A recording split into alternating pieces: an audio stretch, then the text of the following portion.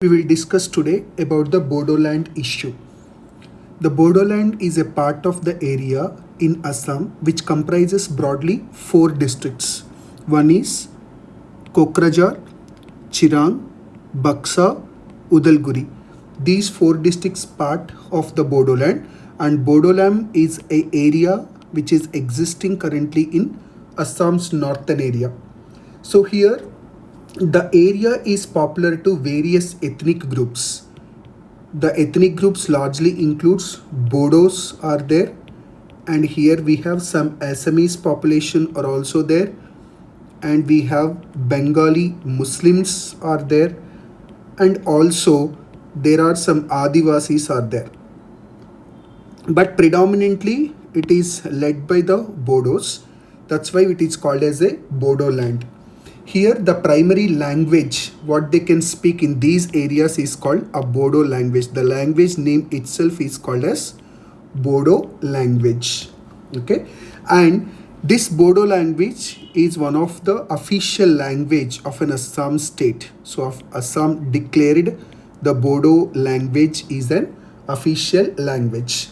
And one more important the static factor you should know is there is a New Year festival they can celebrate, and which is very important for the prelims examination. That New Year festival they can call it as Bisagu or Baisagu. We can treat it as a Baisakhi, something like that in the Hindu culture. So here also we have the cultural festival. Especially it is a New Year festival. It is called as Baisagu, and which includes the dancing, singing, and also feasting. And the Bodoland region is very much famous for its arts and handicrafts, because here we are going to see the bamboo products and also the cane based products. These are very famous for this area, and we are going to get these indigenous products from this area. Now if we can see the history of what is this Bodoland, why there is a demand for the separate statehood, because currently the Bodoland is in news just because of the agitation in the Bodoland region, and just we try to see that history of that how this Bodoland demand came into the picture. So the demand for the Bodoland emerged in the mid 1960s actually, right? So the Plains Tribal Council of Assam, they first raised the idea of the separate state within the Assam.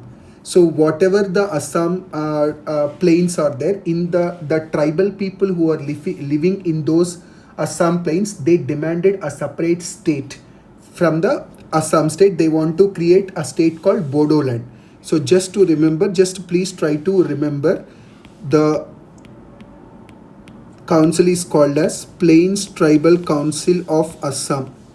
So initially, which means that the name itself indicates the tribal community who are living on the plains of the region, they started to ask for the separate state which is called as Bodoland. And if you can see the key events and developments, we have seen Assam movement. The Assam movement was happened between 1979 to 1985. So this is the anti-foreigner Assam movement intensified the ethnic tensions actually. The primary reason here is illegal immigration, and Assam people is fearing about the losing of Assam identity because of this huge immigration from the neighboring states and also from the Bangladesh. So it also highlighted issues faced by the other ethnic groups. In that other ethnic groups, Bodos are also there. So even though the Assam movement is not directly related to the Bodos, it is talking about all the people who are belongs to the Assam. In that community, Bodos are also one of the community. So Assam movement also raised the issues with respect to the rights of the Bodos, and they raised a serious concerns regarding the illegal immigration. The second important movement what we have to know is All Bodo Students Union, right? It was established in 1987, and which is established by Upendranath Brahma. This is also very much important. Upendranath Brahma. So Their demand of this students union's demand was divide Assam 50:50 ratio. The 50 should be belongs to the original Assam, the other 50 belongs to the Bodoland region. They're pushing for a separate Bodoland with 50% of the total Assam area. This period saw widespread mobilization for the Bodo rights. The next movement, which is largely carried out by the NDFB, that is National Democratic Front of Bodoland. So the militancy and formation of National Democratic Front of Bodoland, so which was established in 1986. So there is a dissatisfaction with the political measures which is happening in the Assam state, which led to the creation of the National Democratic Front of Bodoland, which was started by Ranjan Daimari. So this person has started the National Democratic Front of Bodoland. This group is actually an armed group. They are pushing for the Bodoland through the militant activities. It is not through the peaceful and protesting measures.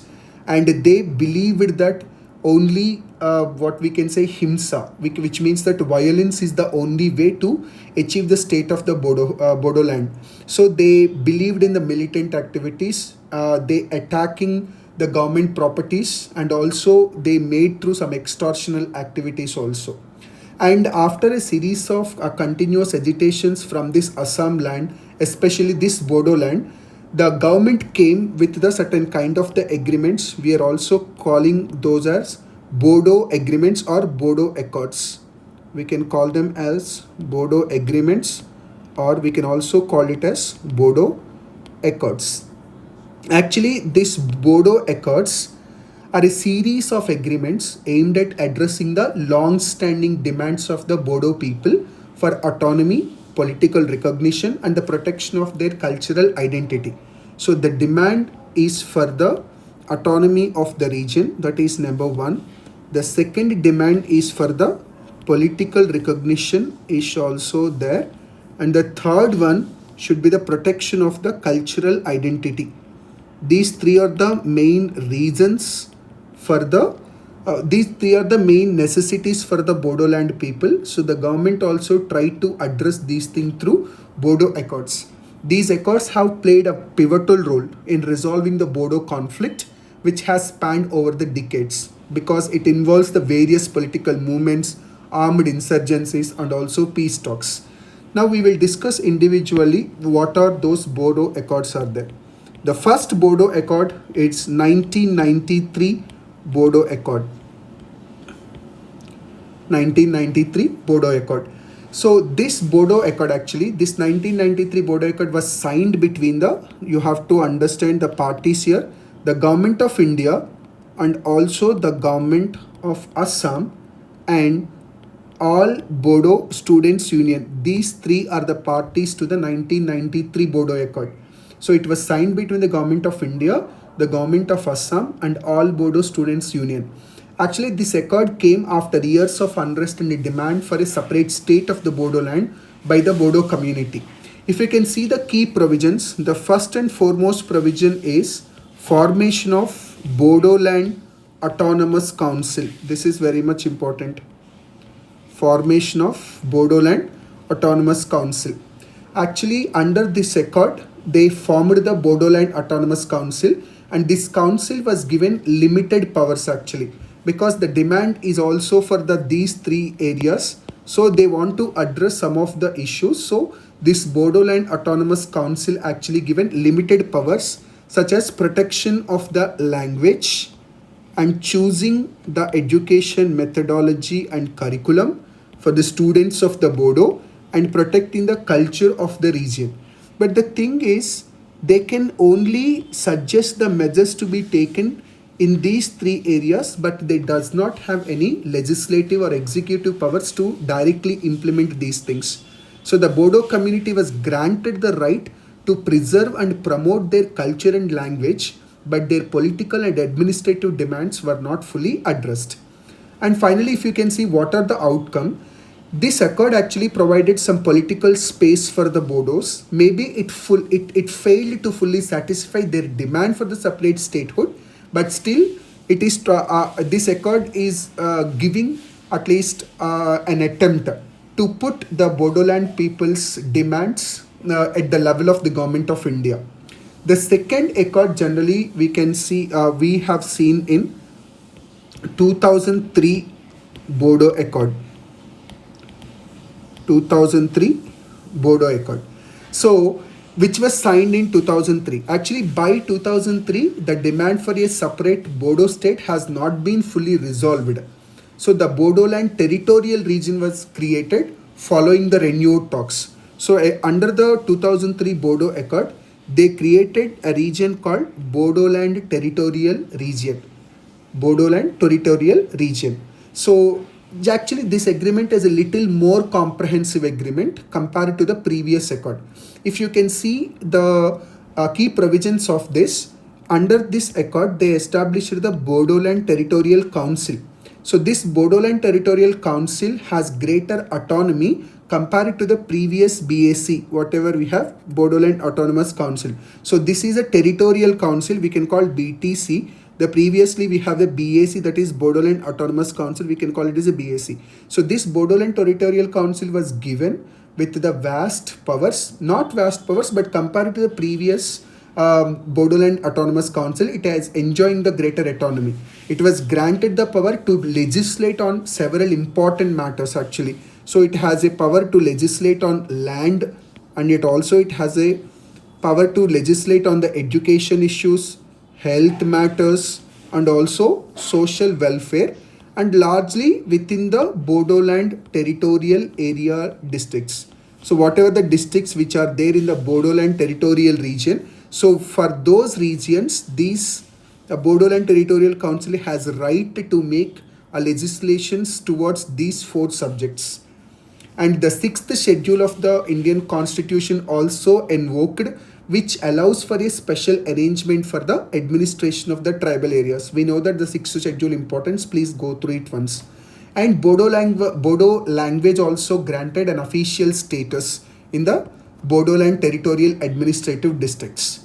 So this 2003 accord provided significant powers to the Bodoland Territorial Council, but it did not address the demands for the full statehood, because since day one they're asking for the separate statehood.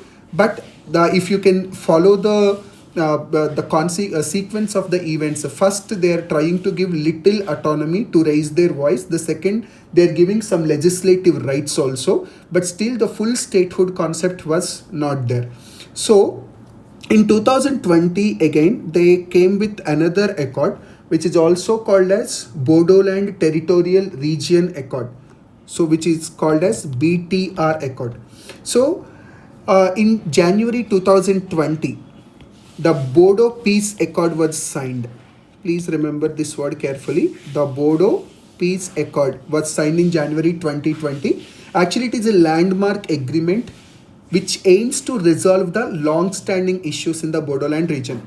This accord, again, it is negotiated between the parties of Government of India and also Government of Assam and various Bodo factions, including National Democratic Front of Bodoland. We know that this is the militant group, and finally the Government of India and Government of Assam are in a position to negotiate with this armed rebellion group, that is National Democratic Front of Bodoland. If you can see the key provisions of this, here they created Bodoland Territorial Region. Creation of Bodoland Territorial Region is there. The Bodoland Autonomous Territorial Districts, previously what it is there on the BTAD, now it is replaced by the Bodoland Territorial Region, that is BTR. The new agreement actually expanded the powers of the existing Bodoland Territorial Council, making it a self-governing region, which increased the administrative and financial autonomy. And also, according to the Bodoland Territorial Region, they are also provided with respect to the more legislative seats in the assembly. So they are promised with respect to the more legislative seats, and also greater representation for the Bodo community and other ethnic groups in the region. So the accord also assured the further protection for the Bodo language, culture and also identity. And a special economic and infrastructure development package of 1500 crores was also allocated for the BTR's development.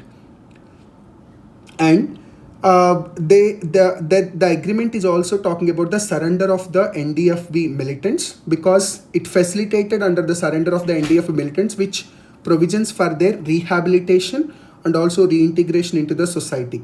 So finally the outcome, if you can see that, it was hailed as a significant step toward in the peace process, and also it addressed many of the political, cultural and economic demands of the Bodoland region through concerns about the integration of non-Bodo groups in the region remains. So here if you can see the developmental issues and current issues, in 2024, the Bodo People's Front, we can also call it as BPF, a key political party representing the Bodo community, continues to play an important role in the region politics. The party was maintained its stronghold in the Bodoland territorial region through elections to the BTC, and also represented Bodo interests in the state legislative assembly. And the main concern here is non-Bodo concerns. Even though it is a Bodo land, there are many other communities are also existed. Like previously we have spoken about, Assamese speaking Muslims are there, Adivasis are there, Bengali speaking people are there. So they are very much concerned about the growing influence of this Bodo political establishment in the region. The tensions also has arisen over the land allocation, developmental policies and political autonomy. So the state government is working to strike a balance between the addressing of the demands of the Bodo community while maintaining harmony with other ethnic groups. And one more thing is integration of non-Bodo groups. So the integration of non-Bodo communities into the BTR framework remains a challenge, because the BTR is largely giving importance to the religion, language, culture of the Bodo people, but not with respect to the non-Bodo communities. So the economic, political and social rights of the other group people also has to be respected, and this is also one of the concern. And irrespective of these many issues and these many developments, like we say, this much of autonomy, still the economic development of the region is not great as expected. So there have been mixed results in terms of economic development in the region, with some areas seeing a significant progress in infrastructure and healthcare, but challenges like unemployment, low industrial output and insufficient investment still they are existing in this region. So this is about Bodoland issue. And in near future also we are not able to see any kind of the formation of the Bodoland, but we may see the greater representation of the Bodo people in the region.